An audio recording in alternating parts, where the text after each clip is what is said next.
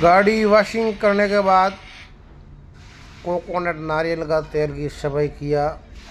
दीपावली का मौसम है, बहुत शानदार शानदार सफाई किया गाड़ी का। गाड़ी घोड़े का टोली का सब कोकोनट से साफ सफाई किया। गुजरात में मिट्टी बहुत गिरता है, जंग पकड़ देता है, इसलिए थोड़ा सफाई हो जाए, खोपरेल लगवा दे नारियल का तेल वगैरह, तो अच्छा रहता है, बॉडी भी चमकती है, चिकनास रहती है बॉडी के अंदर।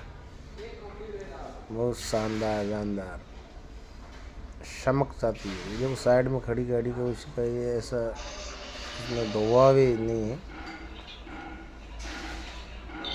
चैनल की सदस्यता ज़रूर ले दोस्तों, बिल्कुल टकाटक।